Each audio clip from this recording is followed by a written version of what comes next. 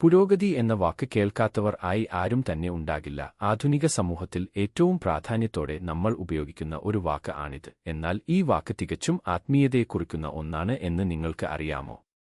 പുരോ എന്നാൽ മുകളിലേക്ക് ഉപരിഭാഗത്തേക്ക് എന്നെല്ലാം ആണ് അർത്ഥം. അതായത് ഉപരിഭാഗത്തേക്ക് ഉള്ള ഗതി എന്നാണ് പുരോഗതി കൊണ്ട് ഉദ്ദേശിക്കുന്നത്. മൂലാധാരത്തിൽ നിന്നും കുണ്ഡലിനി ശക്തി സഹസ്രാരത്തിലേക്ക് യാത്ര ചെയ്യുന്നതിനെ ആണ് ഈ പദം സൂചിപ്പിക്കുന്നത്. ഒരാൾ പുരോഗതി നേടി എന്ന് പറയണം എങ്കിൽ അയാളുടെ കുണ്ഡലിനി ഉണർന്നു സഹസ്രാരത്തിൽ എത്തേണ്ടതുണ്ട്. മനുഷ്യൻ യഥാർത്ഥത്തിൽ മനുഷ്യൻ ആകുന്നത് ഈ രീതിയിൽ പുരോഗതി നേടുമ്പോൾ ആണ്. അങ്ങനെ നോക്കിയാൽ ഈ ലോകത്ത് വളരെ കുറച്ചു മനുഷ്യർ മാത്രമേ ഉണ്ടായിട്ടുള്ളൂ എന്ന് പറയേണ്ടി വരും. മൂലാധാരത്തിൽ നിന്നും ഊർജം പുരോഗമിച്ചു സഹസ്രാരത്തിൽ എത്തി ബോധോദയം സംഭവിച്ച വളരെ കുറച്ചു പേർ, ഒരു പുഷ്പം പോലെ നൈർമല്യം നിറഞ്ഞവർ, കരുണയുടെ കടലായി മാറിയവർ. എത്ര രസകരമായാണ് നമ്മുടെ പൂർവികർ ഓരോ പദങ്ങൾ പോലും ഉപയോഗിച്ചത്. ഓരോ വാക്കിലും എന്തിനു ഓരോ ശരത്തിലും ആഴത്തിലും പരപ്പിലും ഉള്ള അനേകം അർത്ഥങ്ങൾ അവർ യോജിപ്പിച്ചിരിക്കുന്നു.